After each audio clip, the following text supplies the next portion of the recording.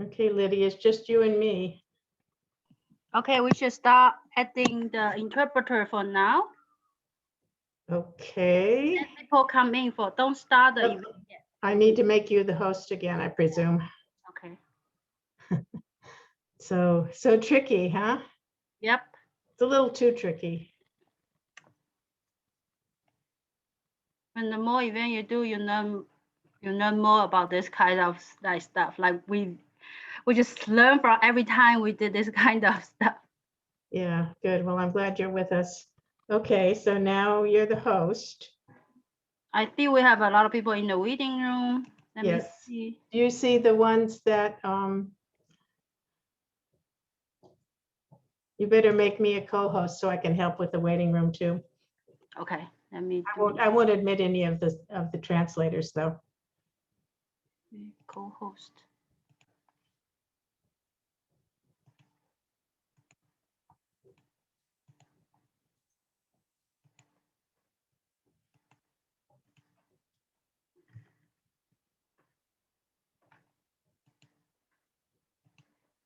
That's good.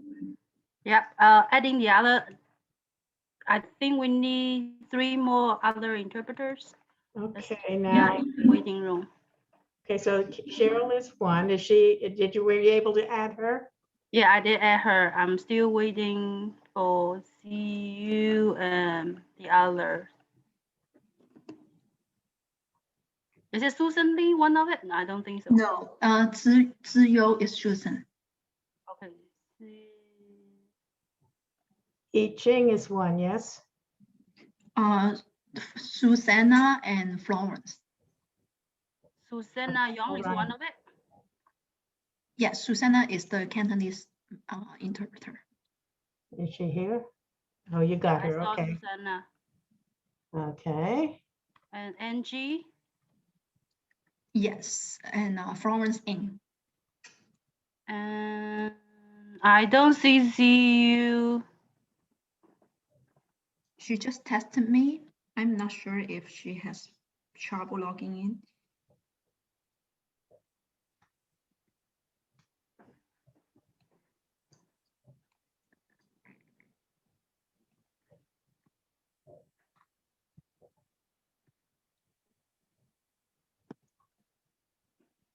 So for Cantonese, we will do in Korean because there's no Cantonese global sign or the language sign for that one.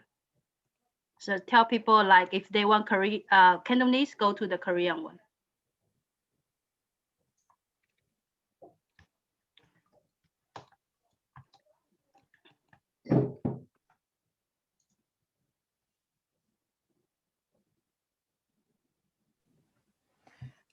Lydia, this is Susanna. I'm the Cantonese interpreter. So you're saying that at the beginning we should announce to them if they want Cantonese, they should join the Korean room. Is that right?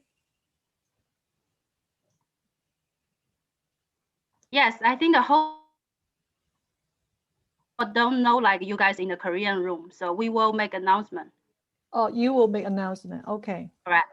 I Thank think you. Linda will make the announcement. Okay, no problem. Thank Hey, you. Lydia, Susan Ziyu, she says she's in the waiting room. Do you see her? I see Let somebody me go named check. Susan Lee. Is that her? No, that's the other person. Her name is like this, Ziyu. Oh, I don't see her.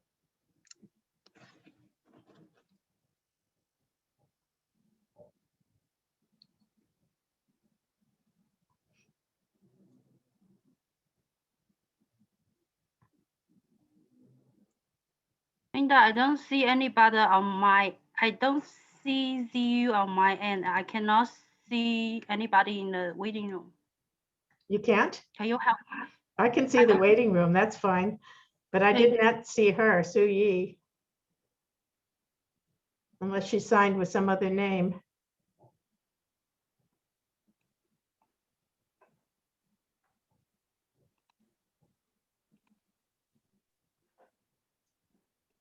You should be able to see the whole, in the participant list, you should be able to see the waiting room. Maybe you'll recognize somebody.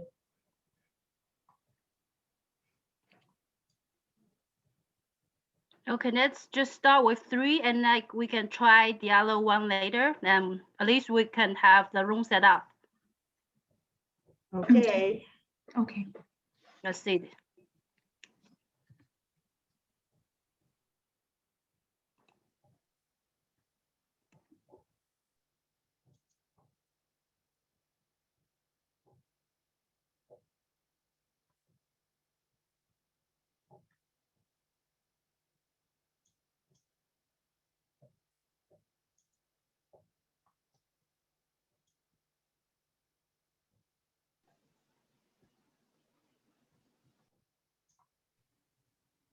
Hi, this is the Mandarin interpreter Zio.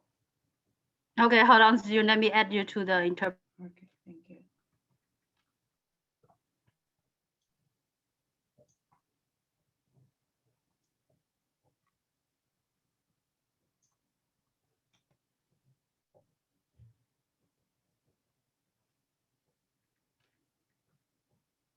So are we all set for the interpretation rooms? No, I'm no longer to SZU into the interpreter room. So far we have Cantonese room set up as Koreans. So if you want Koreans, if you want Cantonese, you should go to Korean room. Okay. If you want Mandarin, you can go to Chinese icon. Okay, it is confusing, but I think we can pull it off. Just for the sake of time, I think we should just go with it. So- Lydia, do you need me send you another email address just like last time so you can assign me to the interpretation room? I think because we already start the event, I can no longer add you in. So That's maybe you crazy. can just, yes, help your partner and like provide support for additional support for her. Okay. All right, thank you. It's 6:41. So Linda, I'm going to give you the host. Thank you. You going to stay with us a little while?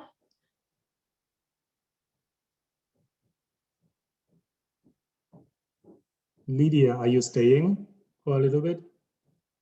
She's I can not- stay, yeah, I can stay for the whole event. Okay, all right, thank you. I'll make you back to being a co-host and you can do what you need to do. Okay, Linda, Sure, I think the interpretation rooms are set up and I'm ready, so we can start the recording. It is 6:42.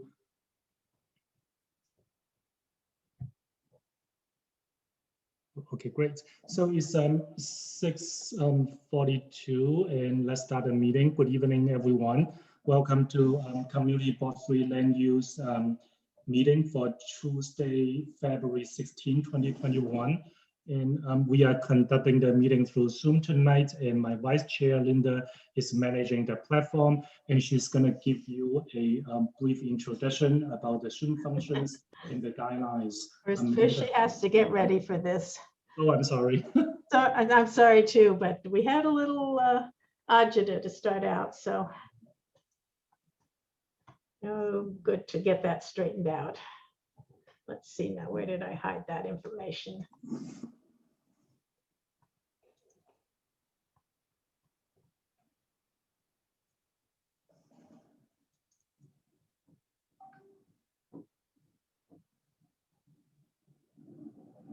Lisa, you are in the main room, right? You are not in the waiting room. You just sent me that text message. Okay. Yeah, I sent it a few minutes ago. Everything's good now. Thank you.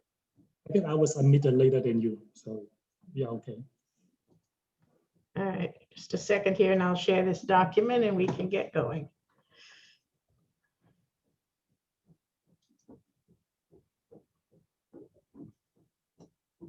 And what I want to share is this. All right, but you can see the rules. Welcome and thank you for attending. I'm just going to give you a few guidelines. First of all, the meeting is being recorded. Secondly, we need to take attendance, and we do that. If you're a committee member, you don't need to do this, but you are not a committee member, please sign in the chat enter your name and affiliation there. Please stay muted unless you are speaking. I'm sure most of you are used to this, how distracting it is if you hear background noise. And I hope you know how to unmute yourself. Easy on a desktop computer, just click the microphone button at the bottom left. On a phone, you also have a mute icon at the bottom of your screen. Please raise your hand if you wish to speak. Now, on desktop computers, this has changed depending on the Zoom client you have. So an older Zoom client, you bring up the participant list and you'll see raise hand at the bottom. On a newer version of your Zoom client, you will see reactions at the bottom of your screen, and that has cute things like thumbs up and thumbs down, and it also has raise hand in it. On a phone, you press *9. After each presentation, the chair will take comments and questions from board members first, then the public. The public will have a 2-minute time limit. And tonight, I don't think we're going to pass any resolutions, but that would be the next step if we were going to do so. Are there any questions? You can raise your hand if you have a question.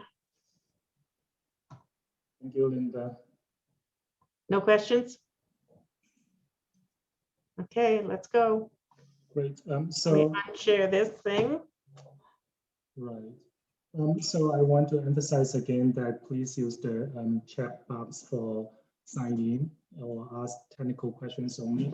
You can put your name, title, and affiliation in the chat box, but do not use the chat box to share your point of views or discuss any issue. This is a CB3 policy. And then I also want to emphasize that everyone who wants to speak should raise their hands first and also get recognized by the chairperson first. This is just to maintain the order of the meeting so we can move faster. Tonight, we are going to have a very lengthy meeting. I plan to spend about 20 minutes on 70 Mulberry Street.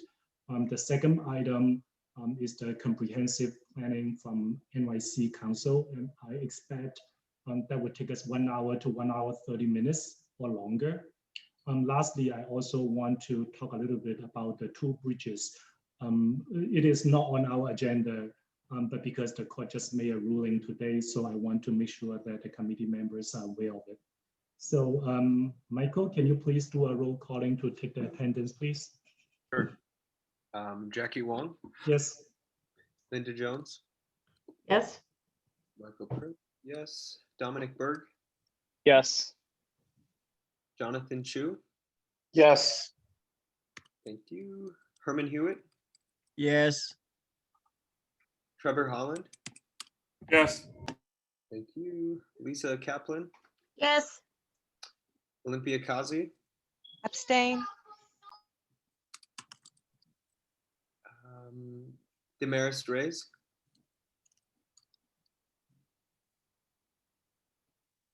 So the roll calling, thank you, Michael. We're not done yet, sorry. I'm sorry. Just checking if Damaris was here. I don't see her in the list. So I'll move on. Troy Velez? Yes. Thank you. Steve Herrick? Yes. Thank you. And Tim Laughlin?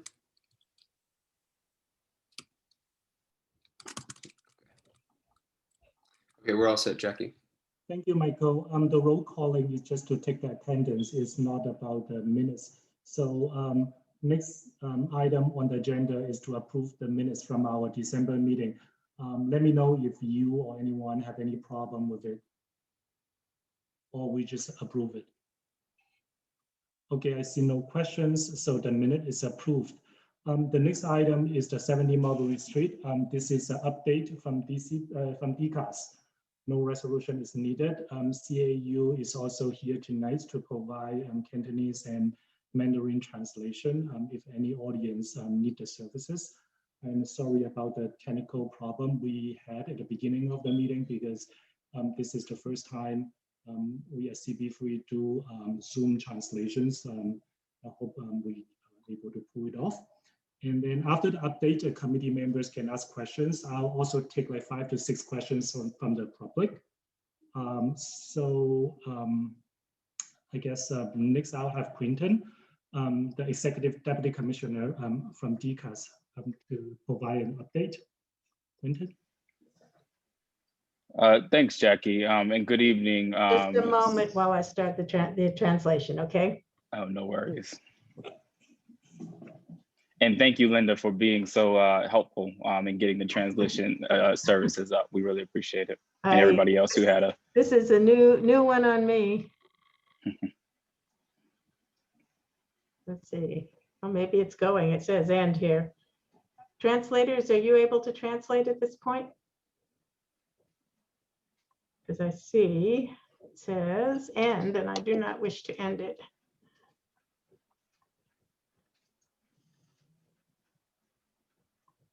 Linda, they put yes in the chat. Oh, okay, great. Okay, we're ready. Thank you. All right, no worries. So good evening. I'm Quentin Hangs. I serve as the Executive Deputy Commissioner at the Department of Citywide Administrative Services, as well as the project lead for the 70 Mulberry Street project.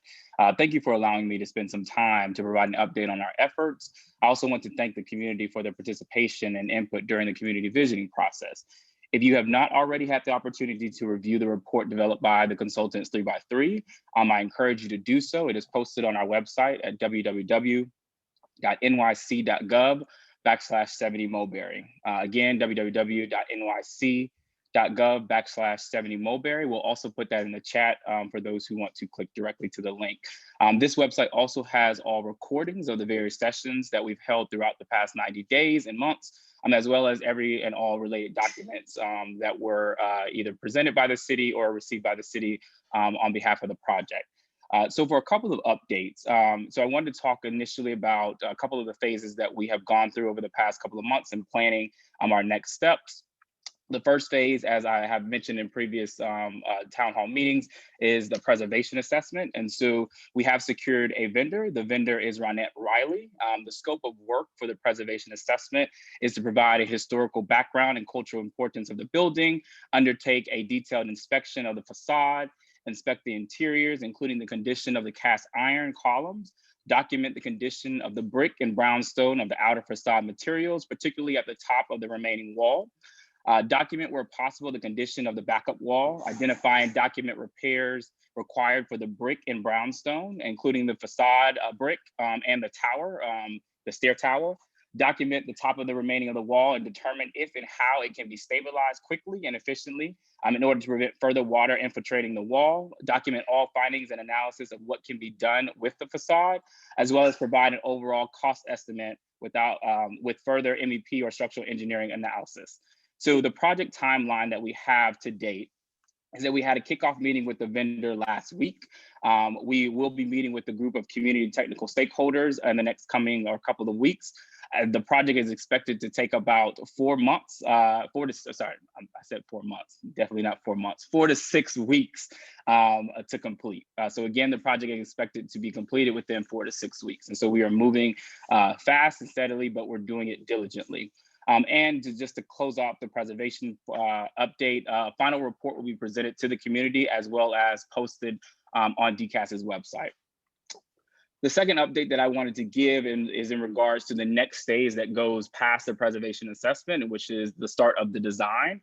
And so as we think through the design, just to give you a quick update, so DCAS will be partnering with DDC on the project. I know a lot of the community had wondered who would be actually managing the project. So DCAS will partner up with our sister agency, DDC, on the project. DDC will be leading the design and construction work, and DCAS will serve as the project sponsor. So we will work hand in hand on getting this started. At this point, the project will not be a design build project. However, a final decision on that will be made after we receive the results from the consultant vendor on the preservation analysis. Another update that I wanted to give the community is that the fencing. And so we've heard a lot of feedback in regards to the fencing, and this is in regards to the fencing that's on the Bayard and Mulberry side streets. With the Mulberry side street, the fencing is kind of on the curve, and with the Bayard side street, it's a little bit in the actual roadway. So the good news is that we've heard you, and we are working. We've hired a contract to actually push the fence back closer towards the building, and so we hope to have that work started and completed within the next 2 to 3 weeks. So again, the fencing that is currently taking up parts of the sidewalk and on the other part of the street, it's actually in the street. we will be moving it closer to the building, which will give you both the curbside back of the sidewalk as well as parts of the sidewalk. And so we're very excited about that because, again, we're really trying our best to return both the curb and the street back to the community. I did want to give a quick, just general update post the shareback session that we did with our vendor by 3x3. And so we heard a lot of feedback about a lot of the technical stakeholders wanting to be continually involved within the different phases of the project, and that include preservation, that include design, that includes construction, et cetera. And so what we are doing is setting up technical stakeholder working sessions where we are, for folks who have been currently and actively engaged with us and providing technical expertise from a community standpoint, whether that be preservation knowledge, whether that be historical knowledge. We are convening smaller groups. I've been talking to a lot of folks over the past couple of weeks, even last week, about their expertise that they bring, hearing them, getting their feedback, but also connecting them with some of the vendors that we're working with so that the vendors can hear directly from the community on their expertise and kind of how and what their concerns are. And so we will continue that throughout the entire process, that's including of, as I mentioned, a group meeting with the preservation vendor, as well as throughout the design and construction phase. And so more to come on that. This is something that we're just trying to continue to keep that feedback loop and that discussion and dialogue a two-way conversation. And so that the community, both from a residential, property owner, business, as well as those who have a true technical expertise in the work that we're doing, allowing them to continue to have a voice in the process.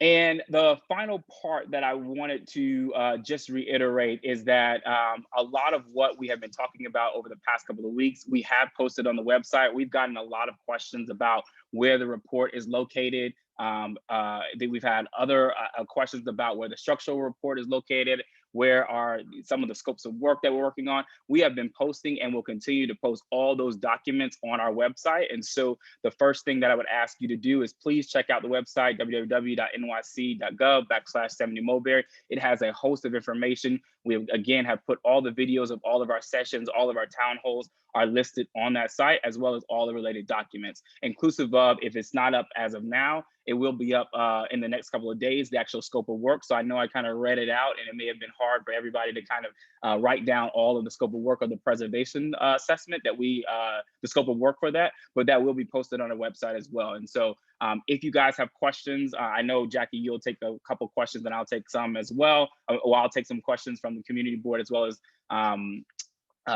those who are called in, but I do want to make sure that folks know how to get in touch with us. If you do need to get in touch with us, whether to provide feedback, whether you have a question, please, please, please do not hesitate to reach out to us.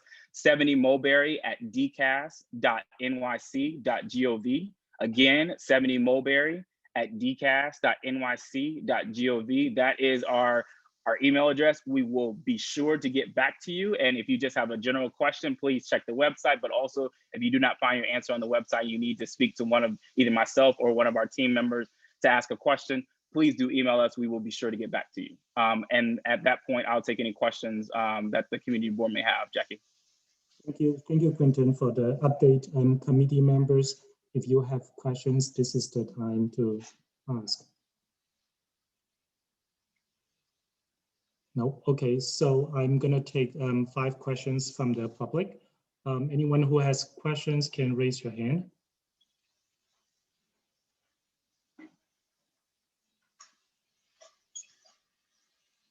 I don't see any hands unless something wrong with my Zoom.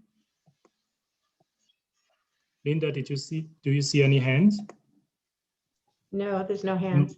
Okay, no hands. Questions, amazing. That's amazing. Thank you, Quentin, for joining us tonight. And thank you for all the folks who are here for 70 Mulberry Street. We're gonna move to the next item.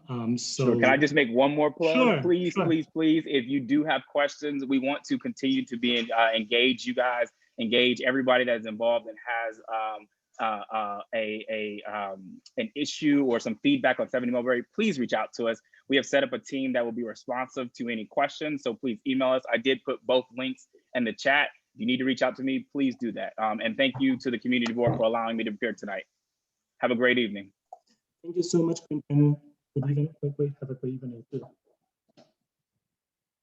Okay, our next item is City Council Information Presentation on Planning Together, a new comprehensive planning framework for NYC.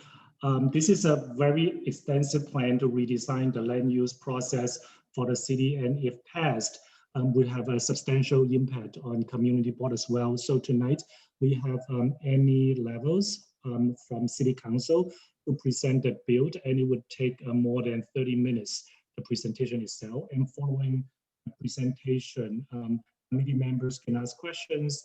No resolution will be made tonight, but we will create a list of comments at the March Land Use Committee meeting, so that it will give us more time to digest the materials and information we received tonight. So, Annie? Yes, thank you so much. And thank you For for co-host, Annie, if you need to show something. Yes, great, thank you. And thank you all for having me here tonight. I do just want to say this should be regarded as the beginning of the conversation. I'm going to do a presentation tonight and take questions. But this is a bill that's going through the legislative hearing process, and it will take many months to get feedback just from everyone who is taking a look at this, including community boards. So I want to be a resource and part of this conversation as best I can in providing information and answering questions and then hearing your thoughts. So with that, I will share my screen.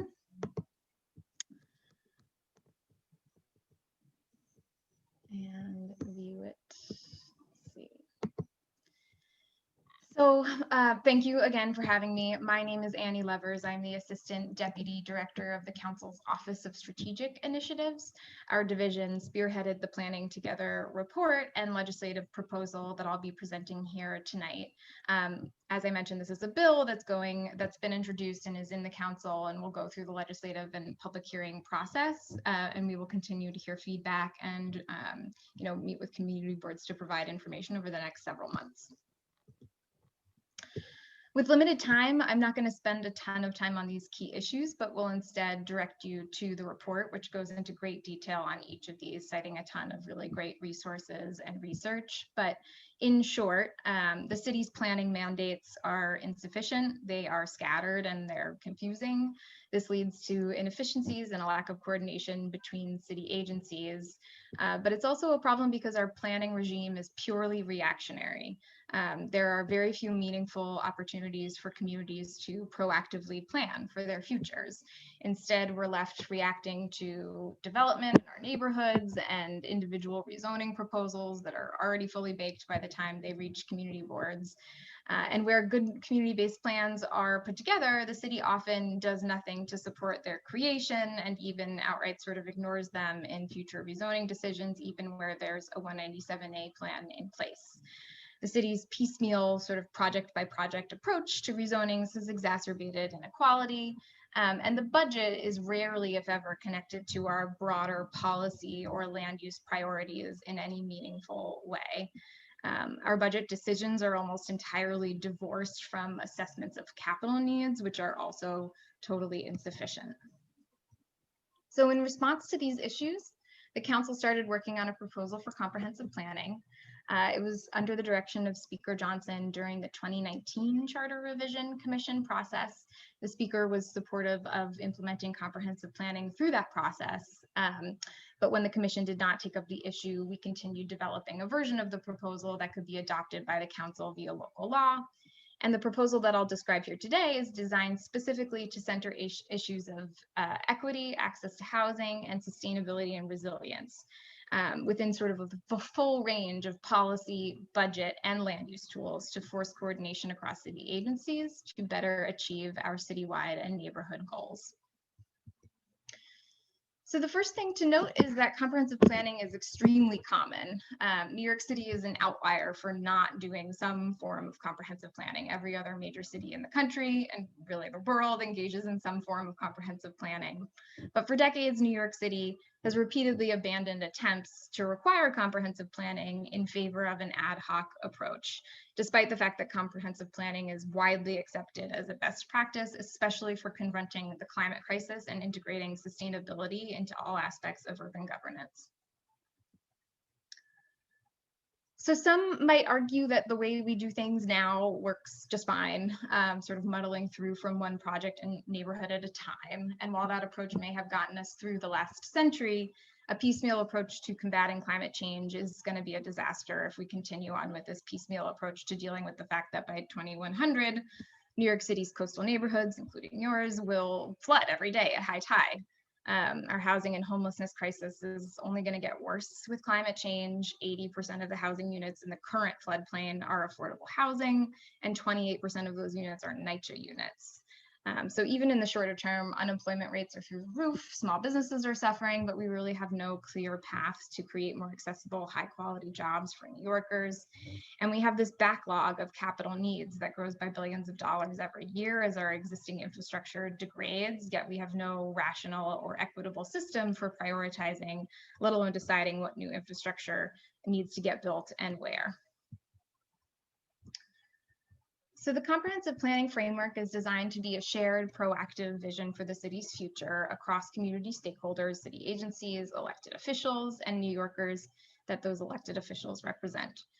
The comprehensive plan itself would be informed by all these various inputs, starting with principles of equity and justice to correct existing and historic neighborhood disparities and ensure that the equitable distribution of resources and development, climate and displacement risks facing our city as a whole, and especially for the neighborhoods already bearing the impacts of climate change today, community input to help lift up, preserve, and enhance what communities love about their neighborhoods, and sort of prioritize their vision for change, all while meeting citywide goals, measurable targets for the jobs, resiliency infrastructure, open space, transportation, arts and culture, all the stuff we need to fit in our neighborhoods to support thriving communities over the next 10 years. A robust physical needs assessment would inform these citywide goals, sort of examining really for the first time in the city's history, all of the city's existing infrastructure and repair needs in a really thorough way, and the urgency of those repair needs across our neighborhoods, identifying serious disparities. Neighborhood history, including an examination of the impact of recent rezonings and development in our neighborhoods to assess whether or not the city's on the ground development decisions are really achieving their intended long-term policy goals. And last but not least, neighborhood needs. What are the budget needs of our communities as they stand now, regardless of whether or not we expect those neighborhoods to grow or change, so that we can prioritize those first and foremost in the city's budget and planning process. And these are really standard and common features that comprehensive plans all around the world use to inform their process, and that we've explicitly built into the legislation. The framework streamlines and meaningfully connects dozens of reports, plans, and documents that are already required by the charter, often without any opportunity for public input at all whatsoever, while strengthening and creating new resources for communities to use as they proactively plan. So all the documents you see on the left, they exist already and could together be conceived of as a kind of comprehensive plan of some kind. But the charter fails to make clear whether or how they relate to one another. And again, there's often no opportunity for public input. On the right, you'll see the depiction of the news cycle, which would connect all of these disjointed documents, processes, and reports required by the charter to create one citywide strategic framework and vision. This starts with community boards' district needs statements, as you'll see at the top of this little chart, which the charter would now make clear should directly inform the city's budget and planning processes. The DNS would then inform the production of the new conditions of the city report, which would feed into the citywide policies and goals, which would inform the city's long-term plan, which would then inform our budget. So each document would build on the last. And the charter would also include clear milestones for public engagement before and after the production of each of these documents, which I'll walk you through later in this presentation. So the framework is designed to create opportunities for neighborhoods and communities to proactively plan for their futures. So the bill provides sort of the outline of what would become the comp plan's public engagement process.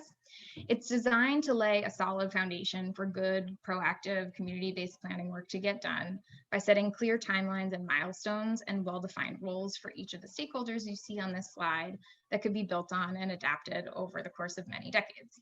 So community boards and borough presidents would play an ongoing role during the 10-year planning cycle and would adopt recommended preferred land use scenarios, which would then come to the council for review and adoption, just as 197A plans do now.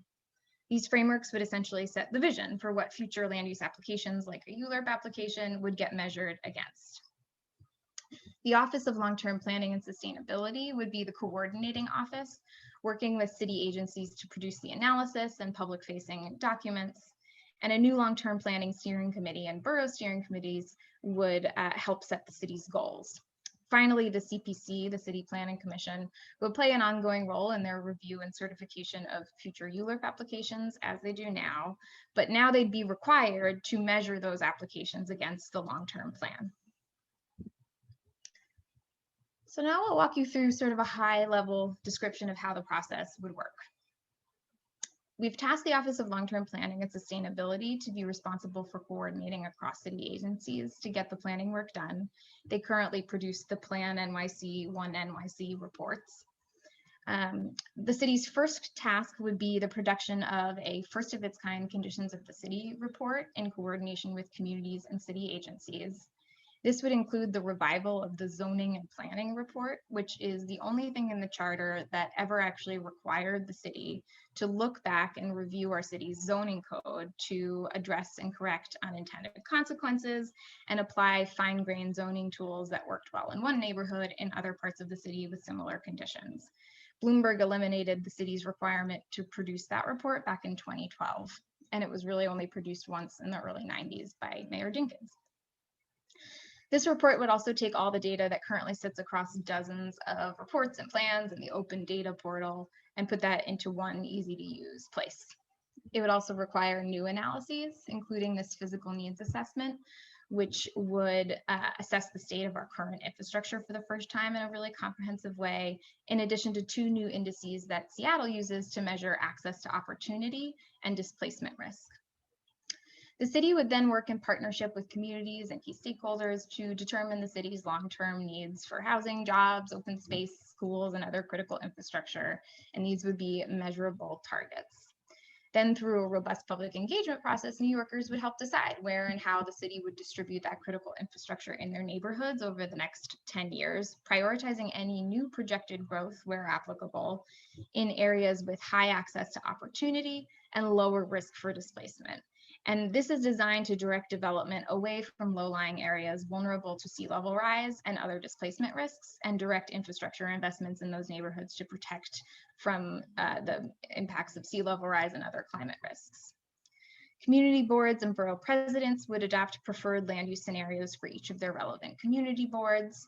And these would get sent to the council, which would ultimately be responsible for reconciling recommendations from various stakeholders and adopting a final preferred land use map for inclusion in the final long-term plan.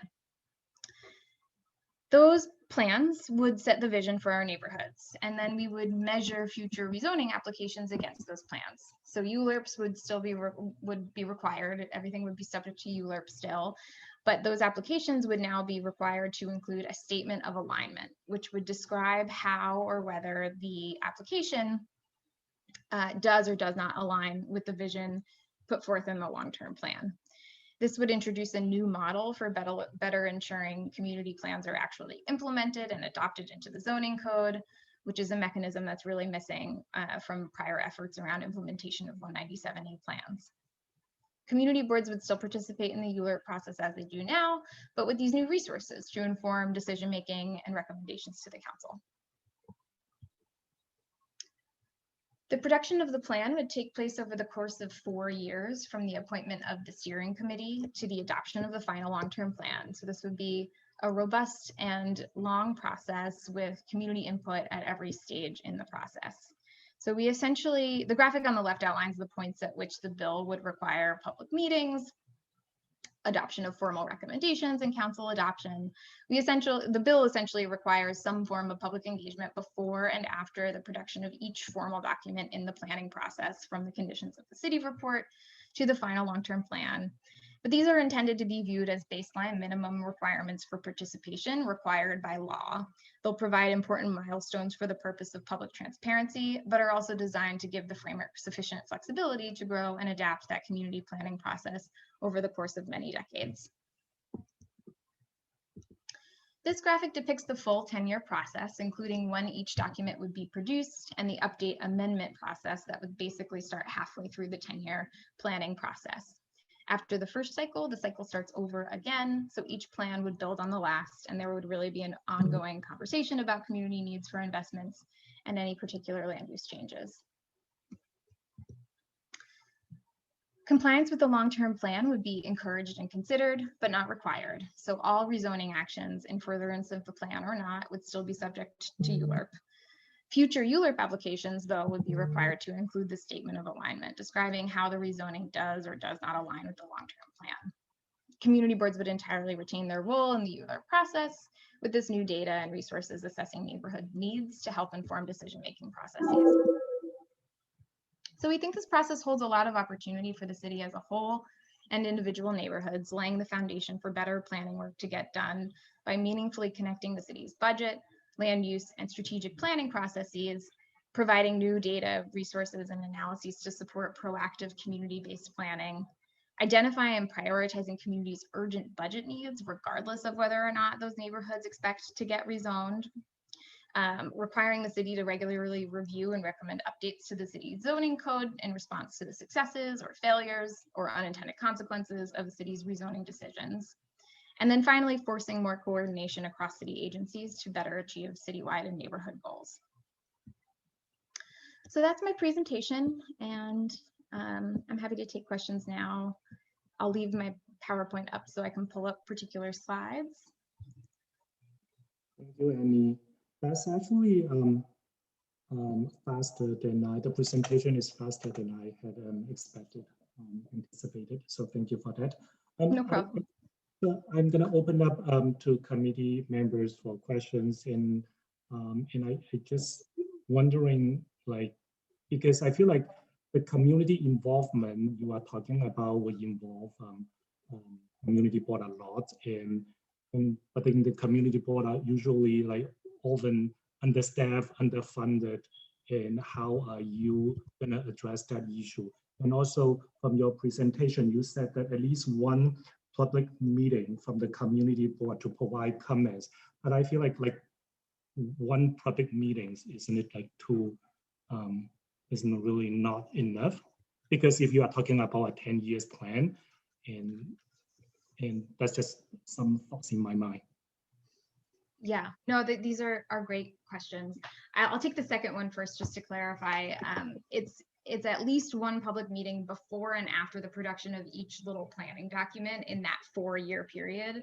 So over the course of that 4-year period, it's actually 123 public meetings, and those are just baseline minimum requirements. So it would be really a flexible framework for different neighborhoods are going to need different forms of engagement, different resources, et cetera. And so this is just, the bill is just intended to sort of set these like transparency marks for when different documents will be due and when the city will be required to actually engage the public for input. The second question, your point is well taken. I completely agree that community boards are under-resourced, and while legislation can't explicitly write out the resources that will be provided, we can't, like in a bill, right, like this much money will go towards X, Y, and Z. What we've tried to do is design a bill that will essentially force the city's hand in terms of providing resources through the kinds of requirements for providing data and analysis, a lot of which is really that first stage of good community-based planning, where you're gathering data and information and providing sort of new tools to provide easy to use data resources that communities can draw upon to make their decisions. And so that's through this production of the conditions of the city report, but also really every single document in this process, again, is already produced by the city. And what we're doing is basically requiring for the first time real public input from community boards, borough presidents, and the council for the first time. And so while this isn't explicit in saying that like X community board will get X resource, because I actually do think that each community board is going to need a different set of resources to respond, plan proactively in this framework. It will provide, for the first time ever, a baseline set of resources that will be produced on an ongoing basis in a really transparent form every 5 years that we'll all be able to use and draw from, including this physical needs assessment, which is really critical for infrastructure, but also these new assessments of access to opportunity and displacement risk, which I think it can be a really powerful tool for informing our development decisions to address the sort of affordable housing we need to produce while also considering the reduction of displacement risks over time. Thank you. Lisa? Yeah, hi.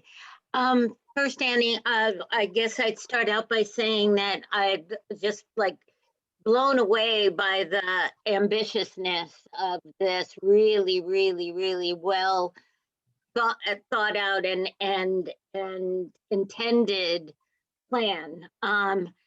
At the same time, I have to say that, having been both directly involved in city government and observing city government for as long as I have, which is pretty close to 40 years now, I can't conceive of how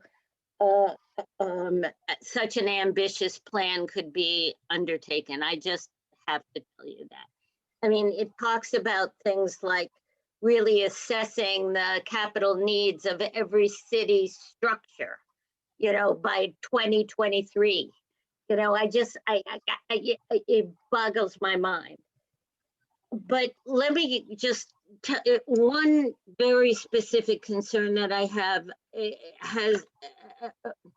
is with regard to what I fear could be a diminishment, is that the word, or diminution? I'm not sure what the word is, but of the community's real input in something like this. Because the way I read the report, and I did read the 54-page report, was that it would be up to the city council to determine whether there would be a vote on a ULURP action, depending whether or not the city council determined that a particular development plan was consistent with the comprehensive plan or not. So I guess I don't understand what what I think you were saying in your presentation was that the ULURP would go ahead. So the community board would have to vote on something, and the borough president would have to vote on something, and that's the city planning commission, which has now been denuded of any power whatsoever, would still vote on something. But it leads me to my question of, doesn't this require a charter revision? But let me stay on my base question. Sure. It seems, I don't understand what real power a community board review would have of a ULURP item if there wasn't finally a vote at city council. It seems like it's then predetermined that the project goes through because it's been determined to be consistent solely by the city council. Sure. Okay. Do you understand my question? I do. I understand them fully. So the first thing I'll just clarify is that the city council would adopt the final long-term plan and these preferred land use scenarios based on recommendations from community boards, but that would just be a plan. That would be a plan that we measure future rezoning applications against. It would remain in place until the next plan is updated. It is not a rezoning. It is not a ULURP action. It does not come with any rezonings. It is just a plan. It's basically like if you picture the Plan NYC report, but with council adoption to allow more and greater input from a broader set of stakeholders. The CPC in future ULURP actions would be responsible for determining whether or not the ULURP action is consistent or not with the long-term plan. And that determination would be a transparency requirement. It would come in the form of a statement of alignment that they would certify. And if they certified an application that they actually agreed or admitted was not actually compliant with the long-term plan, they'd be required to explain themselves for why they were moving that action forward. But more likely, let's take a scenario where the CPC rubber stamps an application and says that it is compliant with the long-term plan, but you don't agree that it is compliant with the long-term plan, right? That would still go to the council for a vote. There's a bit of a misunderstanding of what this council call-up is. Basically, it's a mechanism to like make it a little easier to move ahead projects that the council fully agrees is compliant with the plan and the vision put forth in the plan, but it's purely a process requirement. It really only requires 7 council members to sign a piece of paper, and then it would get called up for a council vote. The ULURP process itself remains completely intact. So it would still come to the community board on the same clock. It would then go to the borough president. If the CPC had said it was consistent and the community board did not agree with that, consistency determination, or took any other issue with the application at all whatsoever, right? If it is consistent broadly, because this plan is going to be pretty high level, right? So let's say it's consistent broadly, but there are particular issues in the neighborhood that you think need to be addressed. So maybe the EIS didn't go into into great enough detail about shadows, whatever it is, that could still be called up to the council and likely would be called up by the council member for a vote.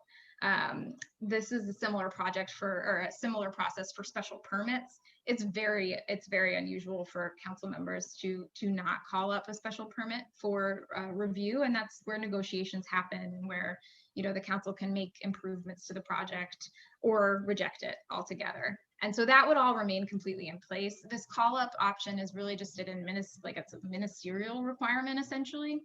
And we are taking feedback on your thoughts on how that would work, but the ULURP process would remain completely intact. Community board's role in that process would remain intact. You would still provide input on individual ULURP applications. You would just get a bite at the apple before a ULURP application is even, before ULURP is even uttered into the ether, right? So it's just your opportunity to get a city document to reflect the vision of the neighborhood and the priorities you see fit for that particular district. So why have the call up at all? Why not make it, why have that provision in there that the city council vote could be avoided? Yes. On any ULURP.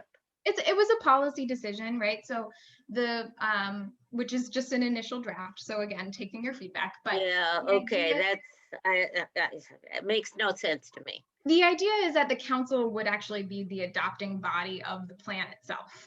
So if they're adopting the plan and the application is consistent with that plan, then they may not need to review it. Except that just what you said, that the plan can't possibly be detailed enough to reflect a particular building at a particular site. Right. The plan, I'm sure, I don't know, but I can't imagine how the plan could say, oh, well, there's a low-rise building on the corner of blank and blank, and that's probably going to be a development site. And if, and we want, if the plan just says, well, we want there to be an increase of 10% affordable housing, and there should be 3,482 new development, new buildings built, and 3 new schools, and blah, blah, blah, in the whole community district 3. Yeah. The big difference to say then, well, we've got a particular building. Right.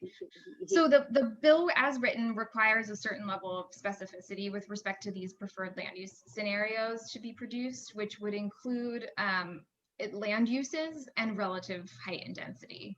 So they would look like the types of land use frameworks that come out like a couple of steps before the city moves ahead of rezoning, where you would have mid-level density identified.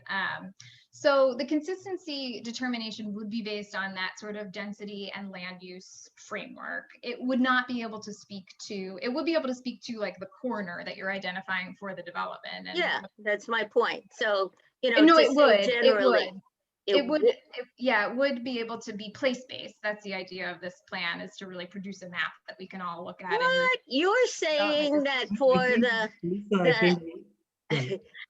I do just, before we, 100 square miles of New York City, you're going to have, this plan is going to figure out every corner.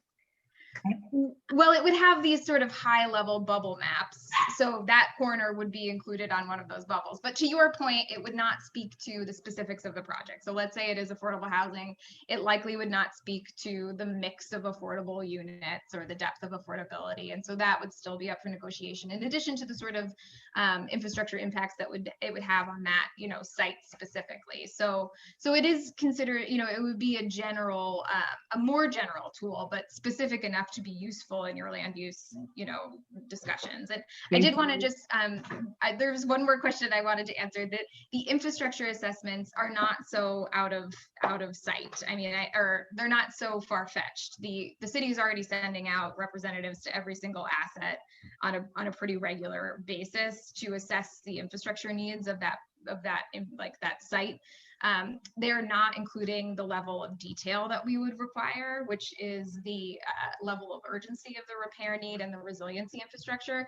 But the people are already going out there. They're already making these assessments. It's just that what we're sending back and putting in a report isn't super useful for making decisions. Thank you, Annie, and thank you, Lisa. I want to go to the next committee member. That will be Trevor, followed by Linda, Olympia, Damaris, and Michael. So Trevor. Hi, Annie. Thank you for the presentation. I apologize that I did not read the entire report. There's a lot going on, so I'm going to just ask some broad questions just to get a better understanding. Just to clarify the timetable for this, are you trying to say this will be implemented in 4 years, if that's the goal? And a broader question of, does this change ultimately who will have the final say or the decision on a ULURP, even if it's a line? Will it still ultimately be the mayor and the city council, or does this plan change something? Yeah.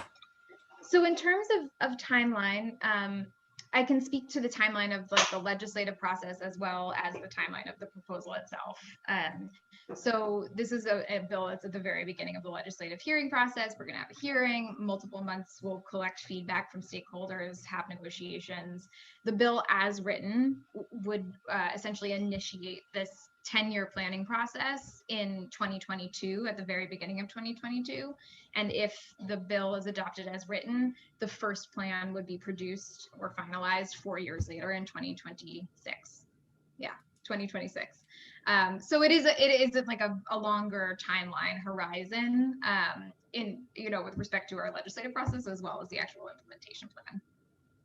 And then with respect to the alignment, that's exactly what we were speaking to just now. The ULURP process would remain in place. The council would be able to use its power to reject a proposal if they saw fit.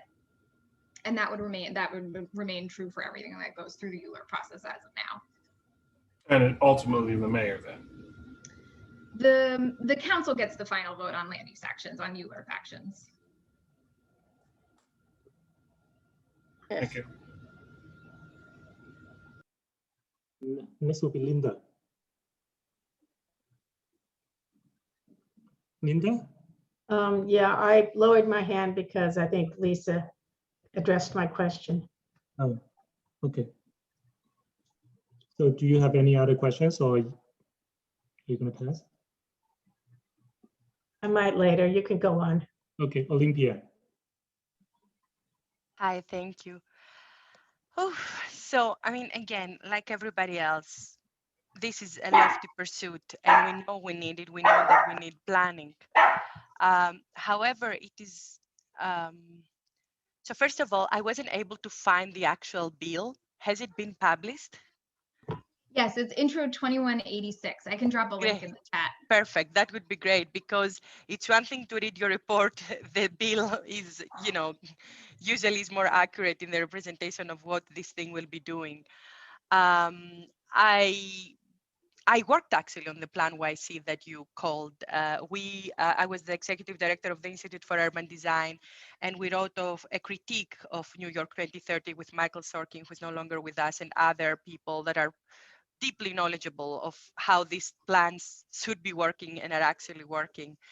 And I actually feel that, you know, you are not, I mean, what you're doing is good and should happen, but it shouldn't be automatically changing how planning is happening already. We should see if it works. So we should have the first 4-year plan and see what it brings forth, and if it is valuable, and whoever is going to be then the speaker and then the mayor, because as we know, it has to do with time and who is in power, whether these things work or not, because it depends how many resources they have. And so for me, what was a little bit disturbing was, like, you are not even, you mentioned once seeker, and we know that seeker is the ball game. And if you don't change seeker, they're gonna tick all these boxes, but they're not doing the substance of the work. And so this would be a danger of the plan that you are suggesting.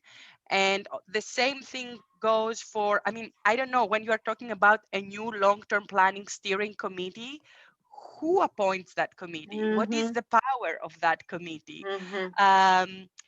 These, like, the devil is in the details. You say everything we say too, but because we go through all these meetings and we see how, I don't know how to say politely, shit, like bad things happen. So we are very worrisome.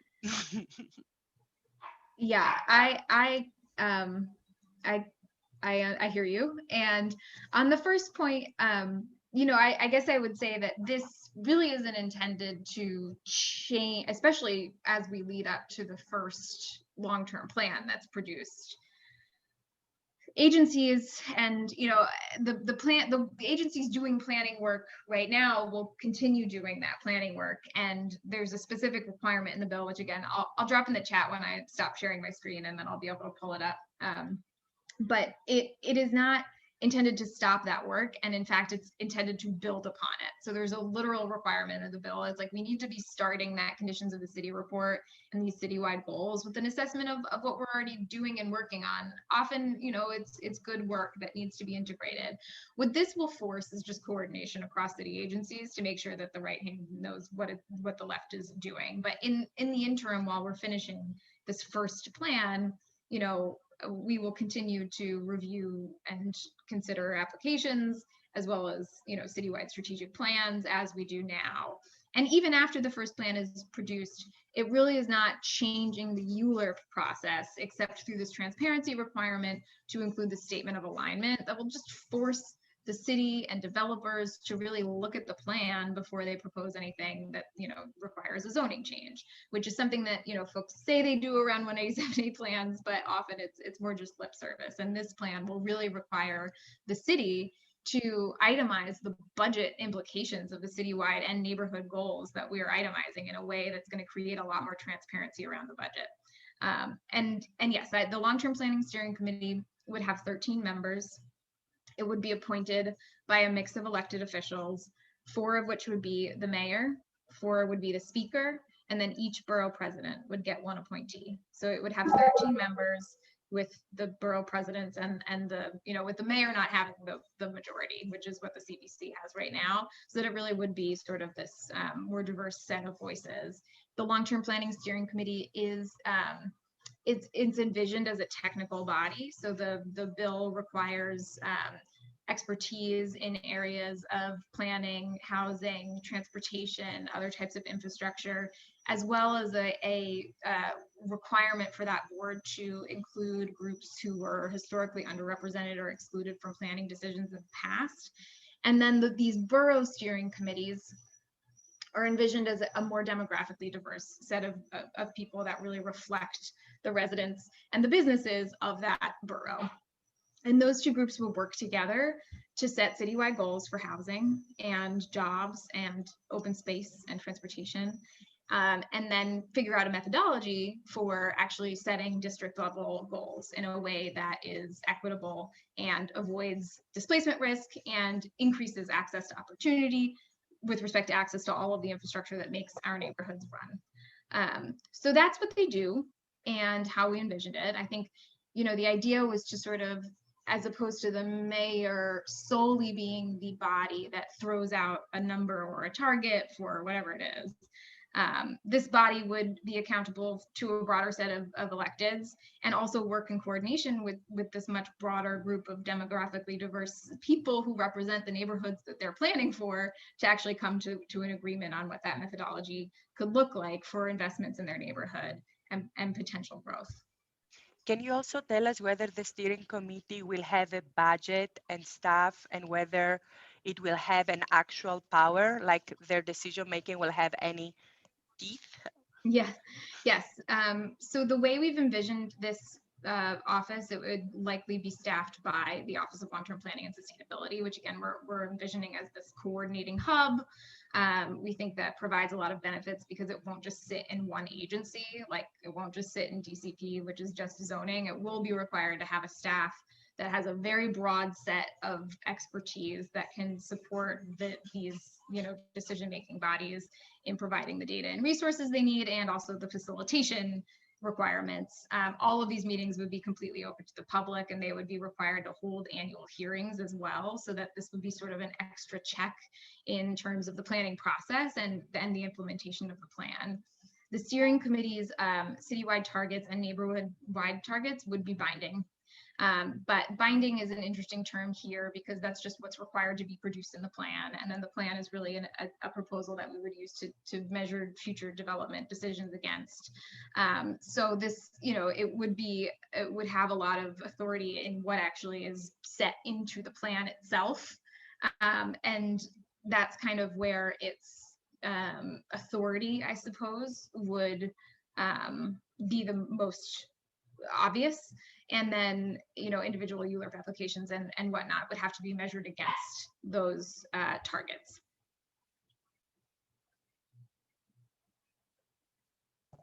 Thank you, Olympia. And next would be Damaris. Hi. So, you know, I have a lot of thoughts and a lot of questions, and I'm going to try to be as clear and brief as possible. So first, you know, I think I agree with most of the questions and issues that folks are bringing up. You know, and I initially was looking at the presentation and I was not able to look at it beforehand. I just thought, oh, this is great, you know, planning, but, you know, things are coming up. So, you know, first I want to say it's ambitious, it's great, but I agree with a lot of what people say. And I also want to say that the road to hell was paved with good intentions. Okay, and so here are some of the things that are really jumping out. So you said that some of these planning decisions are binding. And so the thing that is coming up for me is that in an effort to provide us with a tool that we can use, sort of a framework of, you know, how and what is important and what are some of the decisions that are being made and how we can rely on some of that data to make our case, the opposite could also be true. That sometimes though that data that is available could be different now.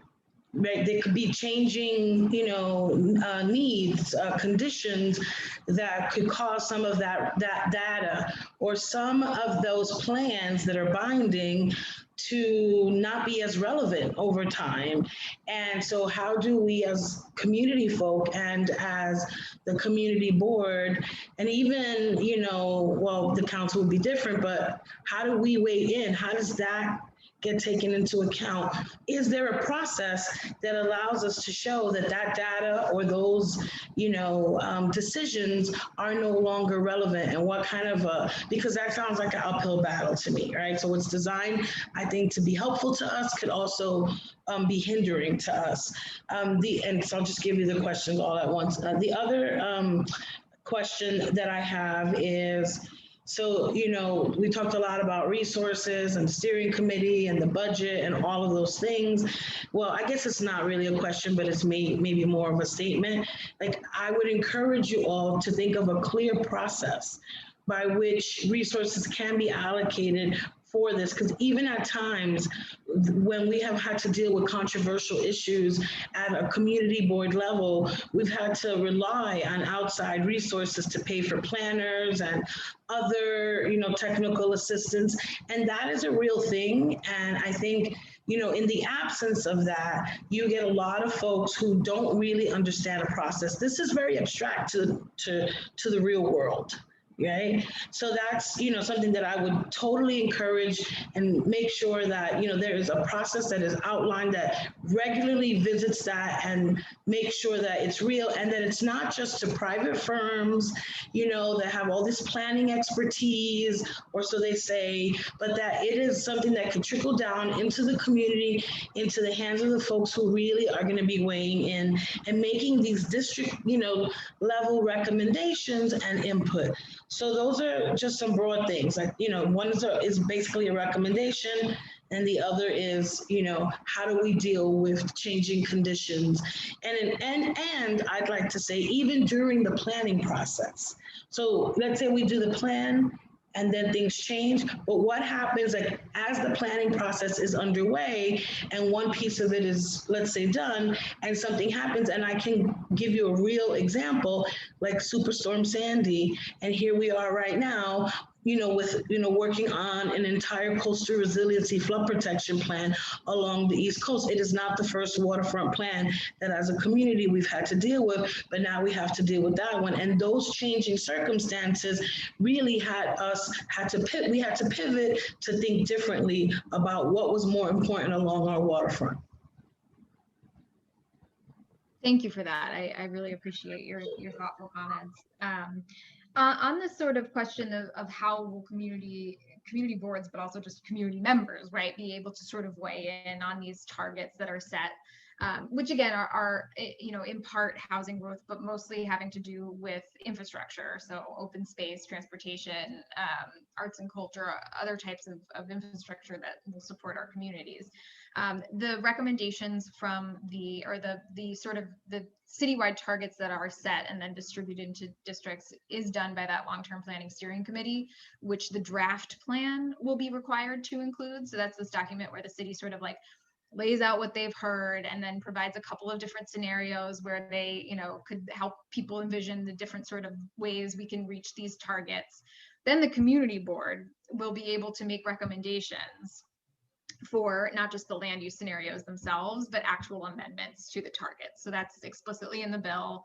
Those would get sent to the council, and those could be adopted by the council as well. So that's just a very clear process that we've built in for you all to weigh in and make recommendations, where whatever it is, maybe the open space targets are not high enough and you're making recommendations to increase them, or you're making recommendations to decrease other types of infrastructure investments in place of others, right? Maybe your priorities have changed.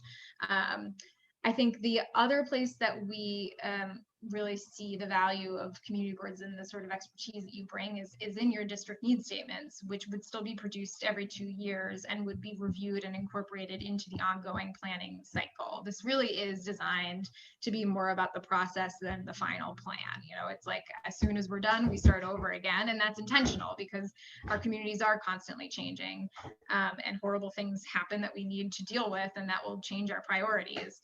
So, you know, I think that is a real way that we can address changing needs. And, you know, in the process, I think, you know, as once a final long-term plan is done and, you know, adapted based on those updated district needs statements and assessments of ongoing conditions, the actual, you know, ULURP process again would remain the same. And so where, for example, let's say a particular plan identified a site as appropriate for a school and something happened in that neighborhood where that site is now, let's say, underwater, like like something happened, infrastructure fell down where it wasn't, you know, as resilient as it needed to be, the CPC would simply be able to comment on that and like say like this is, you know, this is technically not consistent with the plan, but that's because the site is no longer applicable, you know, it's no longer appropriate for what was identified here because conditions have changed. And it really is a process. One quick clarifying question about that. Sure. You mentioned how the CDC can weigh in and make the determination that it's changing, but what I want to know is how the community and how the public gets to weigh in equally on highlighting those changing conditions, because it is not a secret that, you know, that communities are not always agreement with the decisions that, you know, the City Planning Commission makes and otherwise. Yeah, no, indeed. And I guess I'm sort of moving past the planning process, where I do think we've built in this sort of like ongoing role for community boards and updated conditions to be made. And moving on to sort of the individual ULURP application consideration process, where you would still be free to comment and pass resolutions on a particular application that no longer aligns with the vision of the long-term plan or the community's recommendation for that long-term plan because conditions have changed. And that's why we kept that check in place. And we think it's really important for community boards, obviously, to continue commenting on every application that comes forward. So you would still have that role. Thank you. Michael, you're up. Hi, thanks again for this presentation. I agree with what Lisa said originally, that I think, you know, as an urban planner and as someone who works for the city, I think that, you know, many people for, I think, decades have been calling for a comprehensive plan. So it is really exciting that something is being proposed and that it's ambitious, but I guess I have a lot of thoughts. I'm trying to like condense them all down, but my biggest concern is with you know, the power structures in city planning and in our city and in development and how our city changes. I don't really see how this you know, very ambitious and complicated process really changes the power structures from, you know, the technocratic leaders of city agencies and, you know, the lobbyists and real estate developments. I don't see how the unequal powers that exist now between them and the community is leveled out, because, you know, throughout this presentation, we've talked about you know, there may be more community charrettes or more places where the community board can provide recommendations, but, you know, recommendations are not a community plan, and they're not binding, and they're not, you know, things that the city council or the city planning commission has to listen to when we provide them. So I guess as an example, you know, you mentioned earlier setting housing targets, and I just was wondering if we could dig into that a little bit more, because you said that specific, I think like levels of affordability or like income targets or bands would not be outlined in this plan. And so, you know, my concern is that, you know, the plan could maybe call for more housing, you know, in a certain district without saying what type of housing, you know, what level of affordability is needed in the district. And, you know, if there is a new housing development that's, say, affordable, but it's, you know, 165% AMI or something like that, I'm just wondering how that would play out in this process. Just knowing that, you know, many of our middle income affordable housing units are sort of not being leased up through the processes that we have, because they're just, you know, essentially market rate. And so, you know, I think a lot of people, and, you know, the plan itself, I did read the entire plan. It talks a lot about growth. And to me, that's concerning because, you know, I do personally think we need, for instance, more housing. But again, I think that housing needs to be targeted to certain income levels. And I think, you know, a comprehensive plan has to include, you know, all types of housing that we have. So it has to comprehensively work with NYCHA and work with, you know, finding solutions for homelessness and things like that, and not just, you know, growth, which appeared all over the document, but not in ways that I saw as necessarily furthering the goal of equity and inclusion that were outlined at the beginning of the plan. Sure, and let me first like clarify that what I was talking about specifically with the affordability levels not being included was at that site level, right? So the plan is never going to be able to get so specific that it will be able to say that this address versus that address needs the deeply affordable supportive housing versus this one. Those district level targets for affordable units at extremely low income levels would be set for the district in the actual goal setting document. It just wouldn't be reflected in the actual land use scenario. And this is where I'll say that, you know, we are also working very, you know, in coordination with the Thriving Communities Coalition, which is led by ANHD and a set of organizers and affordable housing developers who are also, you know, providing feedback and, you know, getting more specific where the bill needs to be specific about those types of needs. And we're also reaching out to the supportive and affordable and housing, you know, supportive housing community and also the sort of homelessness service providers to see if there are particular targets that they would like to see reflected in the bill, what those would look like in order to really guarantee that the city is allocating and identifying the resources needed in order to actually fulfill those goals. Because a lot of the times, you know, what we need in order to get more deeply affordable housing is simply money. And so really identifying those budget needs at the front end, I think is going to be really useful for that conversation, because a big part of why we're not getting deeply affordable housing in the areas with access to opportunity is because the land is more expensive.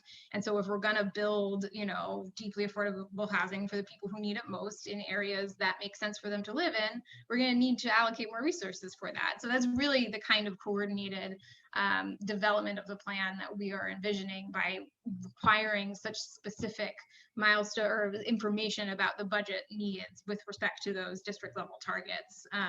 But your point is certainly taken, and you know, I think your earlier comment on the power structure, I think, is also well taken. I would say that right now there is no ongoing process for folks to participate in at any level. Proactive planning just simply does not exist as an opportunity for most neighborhoods. Where it is an opportunity, it's the result of resources that were provided to a particular community that in the form of a planner or consultants that were hired. And what this does is force the city's hand to provide the resources that communities need in order to have those conversations. And I think that's where we're also really interested in feedback on how to strengthen what those resources should look like, to really make sure that we're providing the guardrails for those conversations to be had. And while you know, the council would be the adopting body of the long-term plan and the land use scenarios, that's a more diverse set of input than we are getting right now. Right now, you know, the city and the mayor, they issue their plan, and then that's the plan, and they, you know, and they move forward rezonings, and we react to them. This gives us and community boards and, you know, the public the opportunity to have input into what those plans and priorities should look like, based not on politics or what, you know, the campaign promise was, but what on our neighborhoods need to see in order to thrive over the next several decades. And so this creates an opportunity, and it is process reform. And so, you know, it is going to take, you know, work to participate in that process and make sure that we're all working together to meet citywide goals while addressing neighborhood needs. But that's simply just not happening at all right now. And what this does is create a mechanism to have those conversations. And the idea is then developers will be forced to react to your plan instead of us reacting to their proposals. Thank you. Linda, you're up. I was wondering whether under the umbrella of this magnificent plan, and it really is quite impressive, is there room for community-based planning, which this community board has a good record of doing. Many of us who've been around for a while participated in a very large rezoning of the East Village. We participated in the Spura to Essex Crossing transformation. So that is something I'm interested in doing and continuing to have the ability to do. And what do you think about that? I think that is great. And yes, that is exactly what this is intended to facilitate, is community-based planning at the neighborhood level, just on an ongoing basis, right? So that we can have these conversations in every neighborhood, because while, you know, we all have a couple of case study examples of where it's gone really well, I'm sure we can all think of examples of where, you know, community-based plans have just been stalled or ignored completely by the city, or just not given enough resources to move or advance in the process. Right. What this does is create sort of an ongoing 197A planning process for every single neighborhood across the city to have these conversations on an ongoing way. And that will create, you know, a lot of leverage in future land use and rezoning actions. You know, you'll be basically prioritizing investment needs, infrastructure needs in a way that really articulates exactly what both the city and developers should be expected to provide. And it will, you know, create something that stakeholders will respond and react to, and it facilitates community-based planning by providing these very baseline, regular, ongoing resources for communities to plan, instead of forcing them to start from scratch every time a community-based planning project comes along. So that's the idea. It is a citywide framework, and it is a bill. It's, you know, legislation. So it is, you know, a framework that is intended to create this system within which community-based planning can occur while meeting citywide goals and addressing, you know, issues of climate change, as that is one of the key issues we're going to have to tackle over the next decade. So I read the document. I have to say I read it rather lightly because I didn't have a whole lot of time, but I did get through it. And it wasn't obvious to me at all that it made room for community-based planning. It seemed to me that we were restricted to, you know, doing the district needs every couple of years, which has so far in my mind not been a very powerful thing to do. Now, maybe that has to be redefined and transformed and made larger in some way before it can really feed into a planning process. Yeah, I mean, I do think that the district needs statement could be a way more useful tool than it is now and better inform the citywide conversation. Though I will say, you know, the process itself that we have outlined, again, it is intended to be like the legal bare minimum for what the public engagement process will look like. And that can better inform, you know, future efforts around particular rezoning, you know, projects that you're working on. But it really is intended to facilitate community-based planning in a way that the city has not done before. Okay, thank you. Thank you, Linda. Thank you, Annie. I guess we all like the idea of a comprehensive plan, and I think it's been long overdue. But the plan, it is also going to be made outside of some professional agencies. In fact, I think the roles of OMB and city planning are going to be changed. So I guess my question is that how do you make sure that all these plans, either local or citywide, are realistic and consistent with the budgetary resources? Yeah, so I mean, I think any good, you know, plan for a neighborhood, whether it's a citywide comprehensive plan or a community-based plan, you know, zoning is like 10% of the plan, right? And like all of the other aspects of the plan, including preservation and transportation and culture and arts and, you know, facility siting and all of those other aspects, of course, are coordinated with zoning, but also implicate other city agencies. And what we think situating this in a mayoral office could do is better coordinate that. I mean, if you've ever sat down at a table, some agencies play really nice together. So perhaps this isn't your experience, but my experience at times has been that if you're sitting at a table with DCP on one side and parks on the other, and DCP asks parks, hey, what's going on with that park? Like, there's nothing actually forcing parks to listen to DCP or vice versa. They're not positioned to tell each other what to do. And like, that's just a nature of city agencies. It's not a bad or a good thing. It's just how these agencies function. And what a mayoral office can do is actually just force coordination under the direction of a mayor. It's actually what OMB is also. They're also just a mayor's office, and we're sort of envisioned to play this role on the budget front.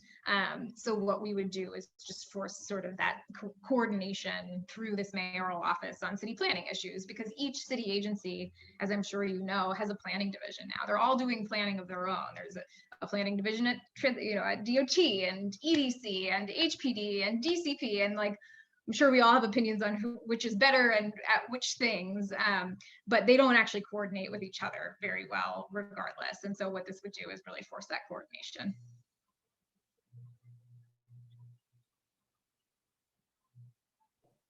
Thank you. Lisa? Yeah, just a quick question. You're speaking an awful lot about this local law 2186, but it seems to me, am I wrong to assume that this would also take a charter change? This would not take a charter change. It is, it's implementable by local law. Even with this perceived change to ULURP? Perceived is a good way to put this. It does not actually change what comes to the council. It just changes like the ministerial process through which the council decides how to vote on it. So it does not require charter referendum. I see. Thank you. No problem. Yeah. I mean, one quick question that was not the question I wanted to ask is, how does it change the ministerial process? What is the benefit in changing the ministerial process? Yeah, and this is the question we were discussing at the top with Lisa, and maybe it makes sense for me to like send something after this to sort of describe it. But basically, like what we're proposing in this introduced bill, which again is not the final bill, that will be edited, and folks will come and give testimony on their thoughts on this call-up option, but all the ULURP applications would go through the same process as they do now. The same clock would be in place. They would go to the community board. They would go to the borough president. But then if the CPC at that early stage had certified it as consistent, then the council could voluntarily call up that application, but would not necessarily be required to do so. So they would still have. And why are you doing? Why do you think that's a good idea? The idea there is that it would facilitate actual implementation of the plan. So to make it faster. No, it's more so to make developers respond to the vision in the plan and propose something that is consistent, and the city for that matter. So it's like we're going through this whole big rigorous process, which to Lisa's point will take many years and lots of resources, right? Many of which I think could be reallocated from other city agencies already doing this work, but that's neither here nor there. And then, we have this plan in place, but we need to ensure that it's actually implemented in a way that fulfills the goals and policies set forth in the plan. And this is one tool to facilitate implementation. So basically my comment really intertwines with this thing that you're just saying, because the way we see it played out in the actual, reading 8,000 pages of ULURPs, etc., is that there is obstinance from the Department of City Planning, especially like you mentioned 197A plans. They can basically just not do at all, not respond, not review, not do. And your program and plan does nothing to change that dynamic. And so the reality of it is right now the actual power that the city council has is at the ULURP vote with the city council member. And in our experience, meaningful participatory processes cannot happen as long as the resources are not there, but they're not equal. So right now we are in a place of 0 and millions. And we're discussing, can we get 100 and a million? And it still won't work, right? The only work this would work was, so there is a developer who their full team of lobbyists and planners. Then we have the Department of City Planning that unfortunately sees their role as expediters, as the people who are there to check the boxes and just help the developer meet the standards so that the project can happen, no matter whether the project really is the project that should be happening. And so what we would need from the city council and the new chartered committee that we haven't even talked about, that was founded by the last charter revision about community planning, and I don't know what they do, we haven't seen them yet. But basically, we would need real resources for us to be able to respond or counter propose. Because right now, even though places like this community board has developed the Chinatown working plan group, or even the one that we're reviewing just for the subset in the 2 bridges, and we're getting nowhere. We're wasting already 2 years in this thing. And so forgive our cynicism, like we are here, volunteers, working as much as we can, but we see how it actually plays out, and we have concerns that this is well-intentioned, but it may lead us to hell, as Damari said. Yeah, I hear you. And what I hear you saying is a reiteration of the concern expressed by probably everyone that's talked so far about the resources that will be provided to community boards to actually engage in this planning process, which it's not even a counter proposal that you'd be developing the proposal that developers would need to respond to. And so I fully hear you on the resource question. We're hearing this from many community boards, as you could imagine, and it's something we're giving a lot of thought to. As I said, legislation is somewhat limited in the ways in which we can sort of describe what types of resources should be provided. Sure, we can't just like write a number, and probably shouldn't write a number because that would be then locked into law. But we welcome your feedback on sort of what kinds of resources could be required via legislation to, ensure that you're not only just getting this sort of technical expertise and support that you need, but also like from where. To someone's point, they said, it can't just be a consultant or some guy in the mayor's office or whatever. So really thinking through sort of what that resource would need to look like in order to truly empower you all to have the conversations you need to have. Damaris, you are next, but please be brief because I want to open up for public. I mean, Val has been holding for a long time. And Lisa, do you still have a hand? You don't, right? You're on mute, Lisa. Oh, sorry. Valentina does, though. Yeah, thank you. Damaris.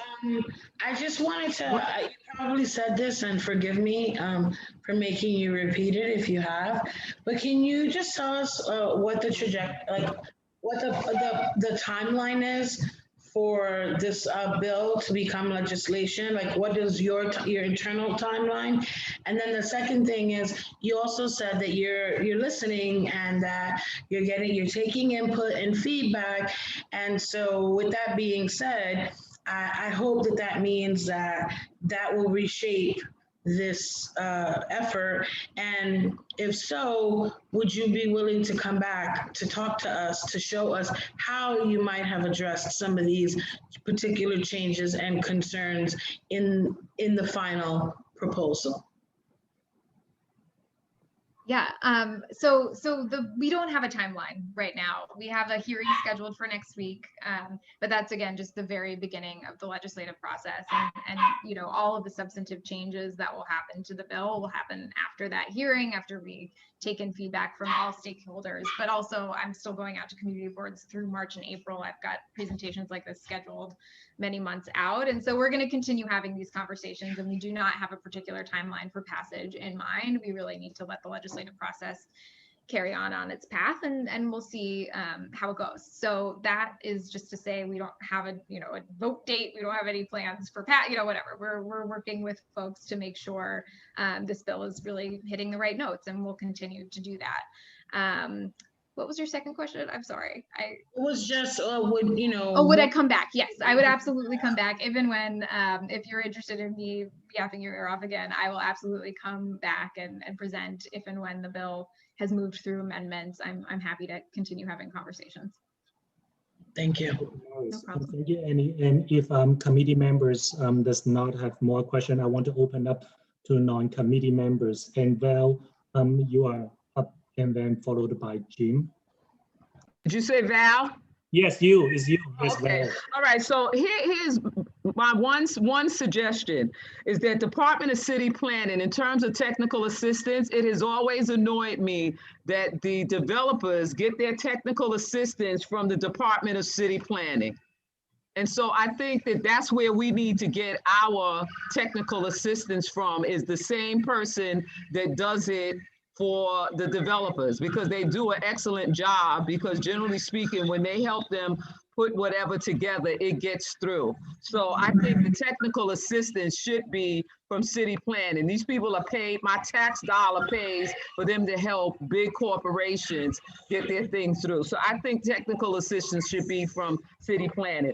Now, my other question is from Department of City Planning. I noticed they have differences. So Department of City Planning, the person who's assigned to our district should also be assigned to us, because I talked to them and what they told me was they assist the community at the community board meeting, not with us individually or with a group, etc. So I think that they should be assigned to deal with the community group or the community at large, and not at the community board meeting when it's like almost a done deal at that point. Right. Now, other question is, in terms of this long-term steering committee, it sounds like city planning. It sounds like the city planning commission.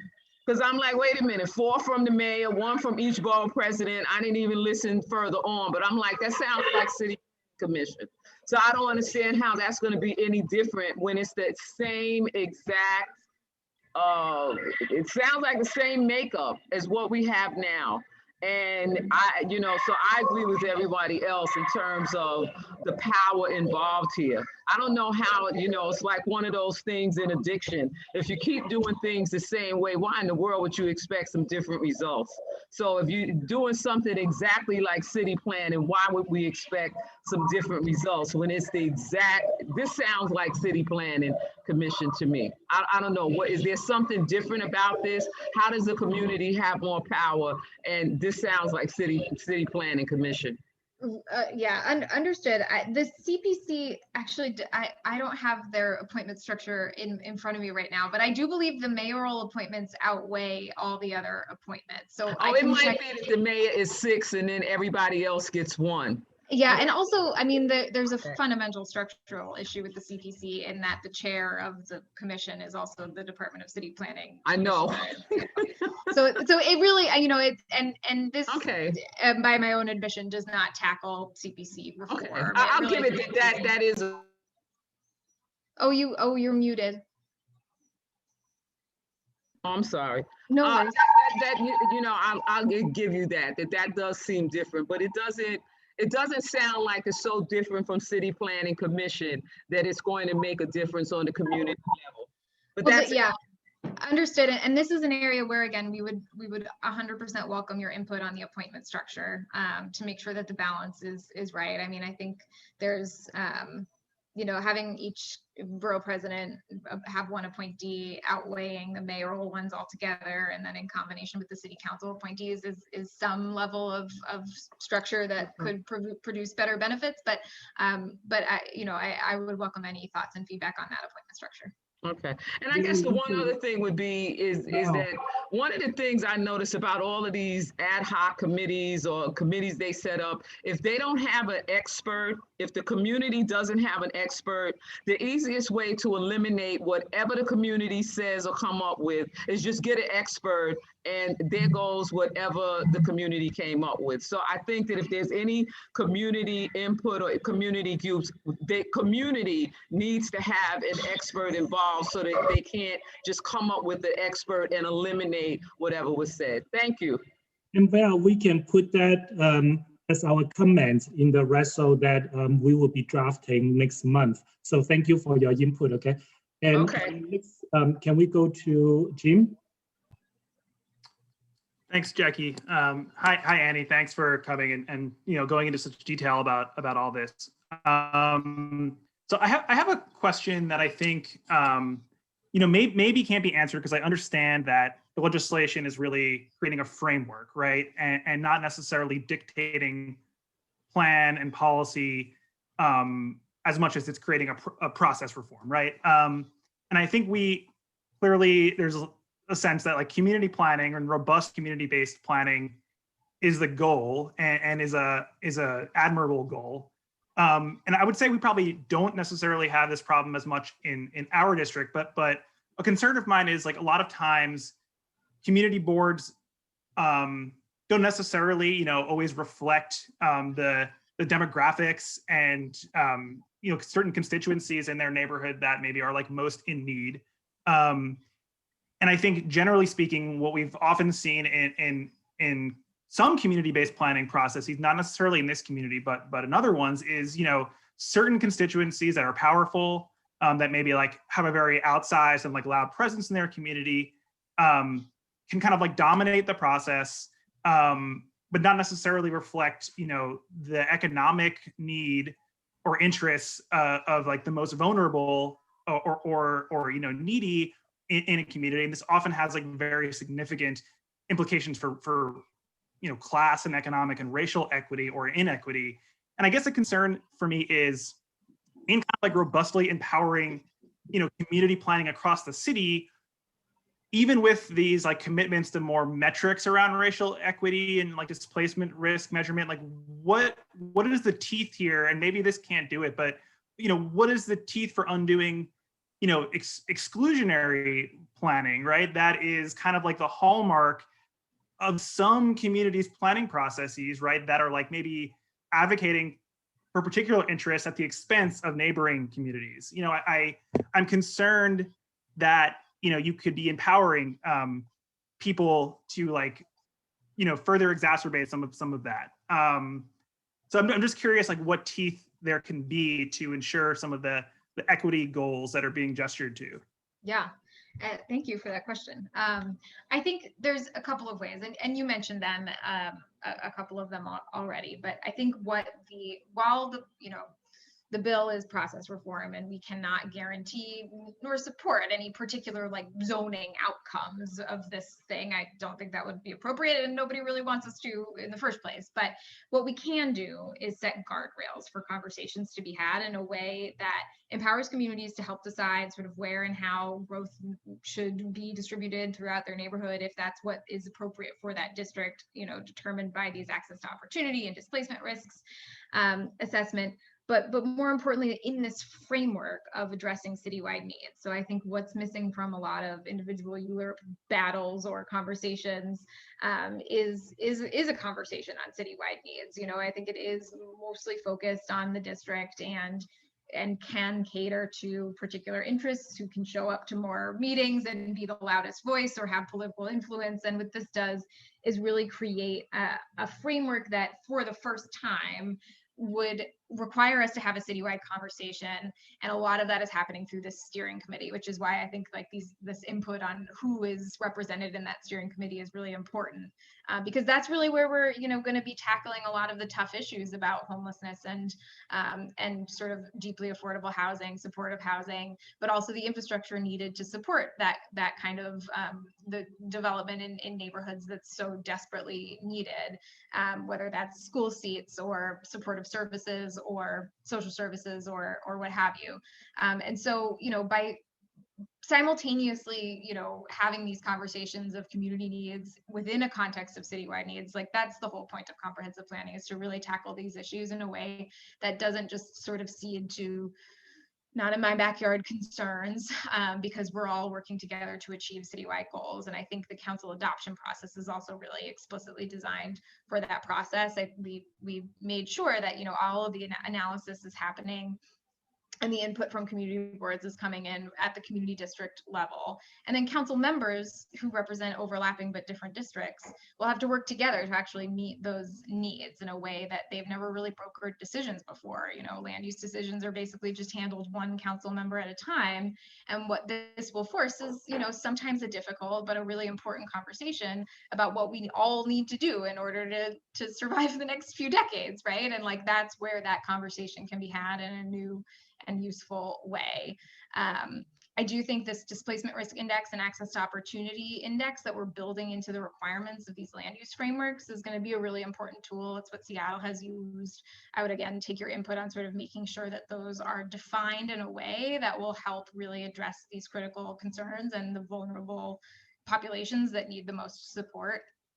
But again, this steering committee really is going to play this crucial role in setting these targets, which will come along with significant detailed budget needs that will then be reflected in future budgets. So, you know, that was kind of a lot, that was all one sentence, but I think there are, you know, key sort of ways that each step in this process, we're trying to build in equity considerations while also addressing community needs. And that's a really a hard conversation to have, but it's a really important one. And we're trying to get that balance right and moving this forward. So just, I'll be really brief. Like, so because there is this mechanism, this kind of citywide mechanism of the long-term planning steering committee, and because this process ultimately has to go through city council, you know, you may say, like, hypothetically have like a community district, you know, producing like preferred land use scenario recommendations that would be like objectively maybe like exacerbating racial or economic or even like environmental inequality. And there would have to be like a tough conversation at the citywide level at city council and like guided by the steering committee to address that issue. Yeah, exactly. Ideally. Yeah. Yes, Okay. indeed. That is the intent of this bill, 100% like on the nose. So. Thank you, Jim. I saw a hand from Susan. Susan, you still have questions or no? Is she still here? Yeah, I'm still here. I was reading my email. Thank you. I had rethought my question, but I'll ask anyway. Annie, the Civic Engagement Commission in the last year surveyed the 59 boards. And I think one of the biggest needs that every board said was planning expertise. And I was wondering if they had shared the findings with you, or if you've been, you know, looking at their findings. And I will say also, I think in the request for expertise, they were also very concerned that they be able to pick the expertise, but it could be from an approved list or something, but that they could be paid, that they would pick the expertise, and also that they would okay payment. This would not, they were very concerned about city planning or mayoral control over expertise helping the community boards. So I was wondering if you had been using any of their information at all. I have not been sent that survey. Is it public information that I just haven't? Yeah, done? oh, absolutely. Absolutely. Okay, I will find that, because that seems like a really useful document for me to use. And I will look that up and it was a need statement. It was a community board need statement. Oh, the Civic Engagement Commission? Yeah. Engagement. Interesting. Okay, let me look at that. I mean, I've looked obviously at many district need statements and the citywide need statements that are produced by the city, but not the Civic Engagement Commission specifically. So I'll definitely look that up. Thank you. Thank you. Thank you, Susan. So seeing no more hands, so I'm gonna close. Jackie, before you close, in the chat, I had asked if we could post the link to the hearing that Annie was asking, I was saying. All right, thank you. So Annie, thank you so much for joining us tonight and gave us the presentation that is really helpful. And I think we all like the idea of a comprehensive planning. It's just that all the details that we may have to work on a list of comments. And we're gonna do that next month. And then if we have any questions, I guess we would just like send you emails or whatever. So again, thank you so much for joining us tonight. I'm gonna close this topic. Thank you so much for having me. I really appreciate it. Thank you. And lastly, this item, I want to talk about Two Bridges. Two Bridges is not on our agenda, but the court just made a ruling today in favor of the developers. And this case is not the council case, it's not a case created by Council Member Chen's office or Board President's office is the community organizations. And so right now, the developer can actually contact DOB to file the project to start the project, and there's no injunction in place. I don't know, Trevor, if you have anything else to add, but that's what I want to let everybody know. And I'm trying to, because it just happened today, so I'm trying to see if we could do some presentation or something in the March committee meeting or something sooner. Trevor, you have anything to add? I would agree that we will probably do something in March, more than likely. And to restate what Jackie said, there is a sense of urgency for the Two Bridges Community Plan, of which CB3 is a partner, along with GOVS and CAV. Without that injunction, as he mentioned, they can go to DOB tomorrow. And it's been a long process. It was interesting to hear that presentation about community planning and the roadblocks that have been set up. So hopefully we can get this discussion started soon with regards to pushing this through, because we're having some issues, but that's probably our best hope at this time. Okay, that's all we have for tonight. Olympia, you still have a hand. Yes, I just put it up now to Trevor's point, because Matthew, by the way, of the Department of City Planning is here. Matthew, thank you for being here.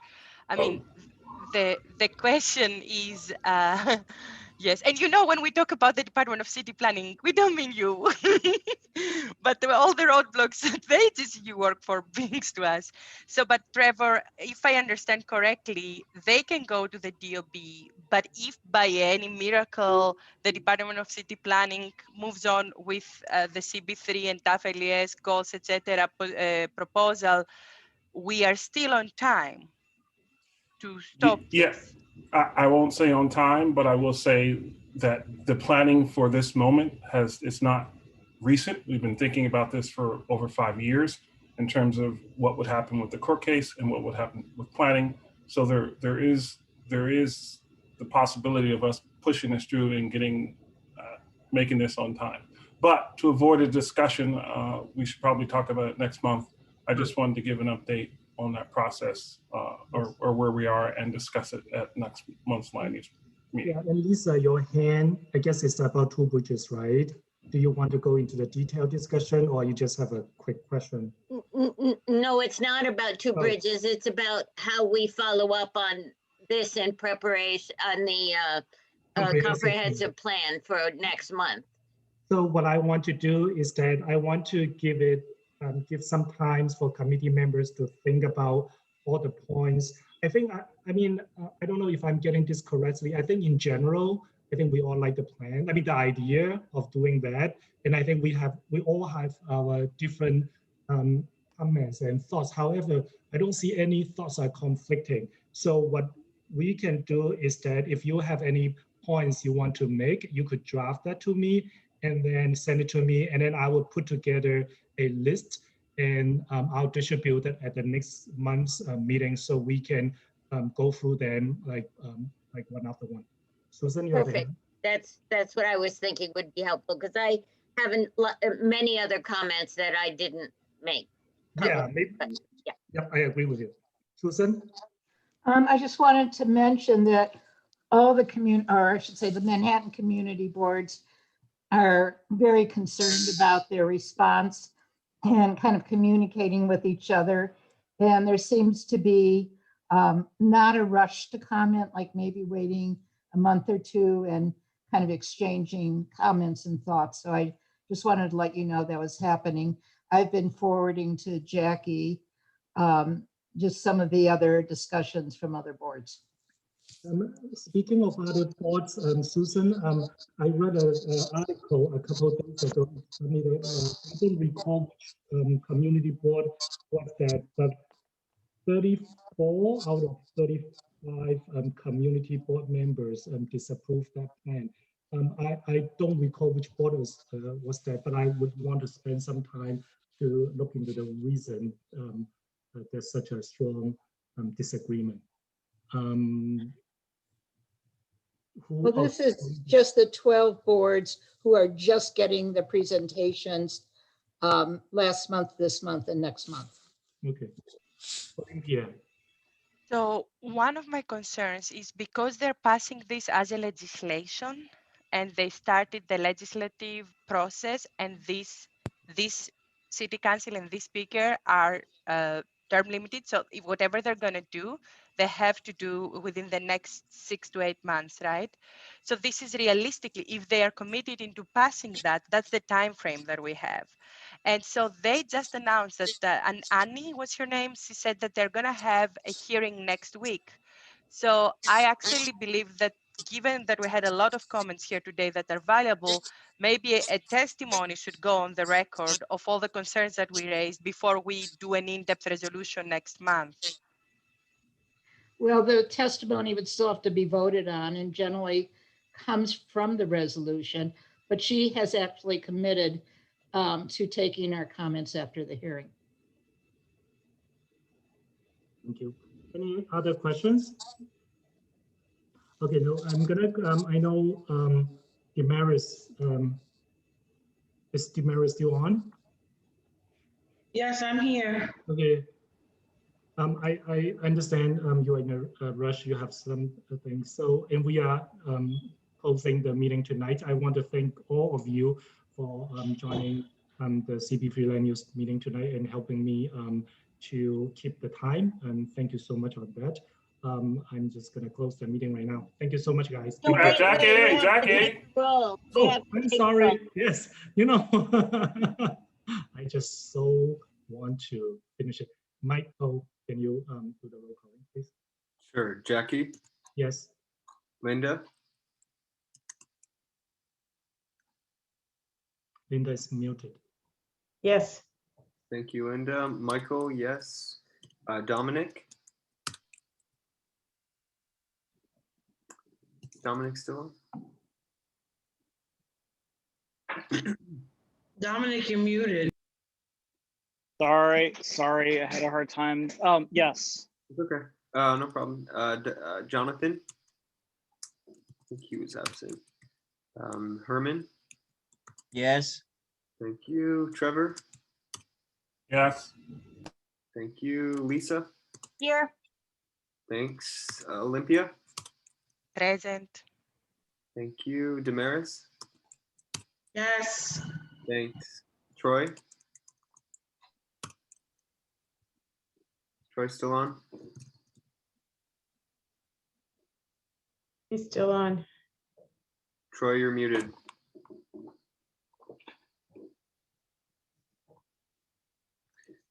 Maybe fell asleep.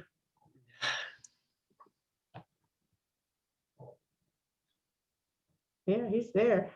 Or stepped away, you know. Mm-hmm. Yeah, it's hard to know. Yeah. Circle back. Steve? Here. Thank you. And Tim was absent. Okay, Troy, speak now or forever hold your peace.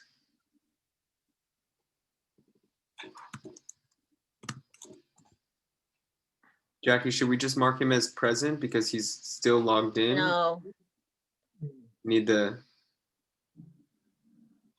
Okay, well, we'll mark him as absent. All right, we're all set. For those, and just want to tell all the committee members, because we had some technical problem in the beginning of the meeting. So for those who sign in, I don't know if they signed in late or you couldn't sign in. So for those who I saw in the beginning of the meeting, I'm just going to mark everybody present. And for those who are not able to respond to Michael, and we'll mark them absent. So that's the way I'm going to do it. Thank you. Thank you, guys. Good night. Thank you to the translators. Thank you to the translator. And thank you, Linda. This is like so much pressure on you. Thank you so much, Linda, for all the